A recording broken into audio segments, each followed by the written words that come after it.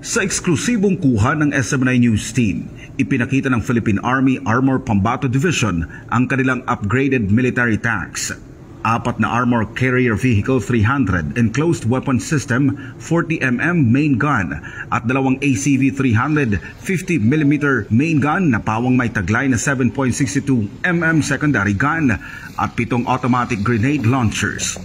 Ang mga ito ay nagtataglay ng pinalakas na ammunition capability, mas pinabilis at mas pinaganda mga military asset ng pamahalaan laban sa mga mapagsamantalang terorista at komunistang kilusan na patuloy na nagsisilbing banta sa seguridad ng bansa. Ayon sa Army Armor Division, dati nang ginagamit ang mga tangke sa iba't ibang military operations at higit pang mapapabuti ang kanilang serbisyo ngayong mas napaganda pa ang kanilang mga kagamitan. Ilan lamang ito sa mga upgraded na military tanks ng Philippine Army na magsisilbing depensa para sa mga nais manggulo at sakupin ang bansa. Nauna nang ipinangako ng pamunuan ng Philippine Army na ngayong 2023 ay tututukan nila ang territorial defense ng Pilipinas. Despite our gains that we have done for the last 3 years or 2 years, meron pa rin mga konting natitira na current threats that we are addressing.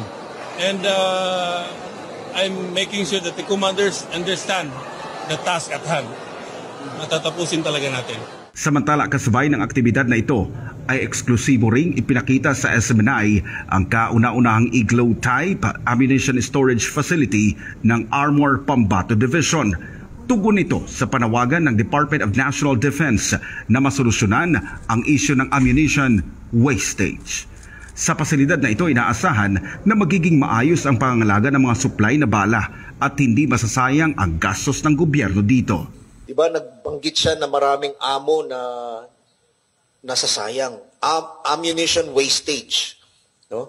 Ang nabanggit niya. That's why during the conference yesterday, he mentioned again that we should be able to manage our ammunition properly.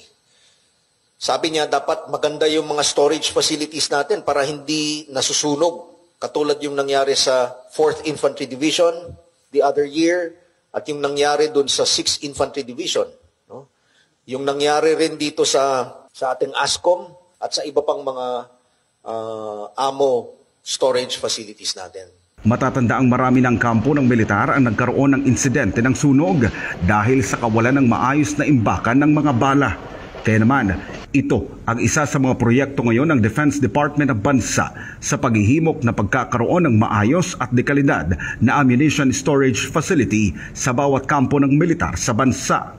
Agad namang nagbigay ng direktiba si Lieutenant General Browner sa mga nasasakupan nito na asikasuhin ang pagtatayo ng nasabing infrastruktura para sa mas maganda pang serbisyo nito para sa kaligtasan ng publiko at ng bansa. Para sa Pilipinas kong mahal, nag-uulat Paul Montibon, SMNI News.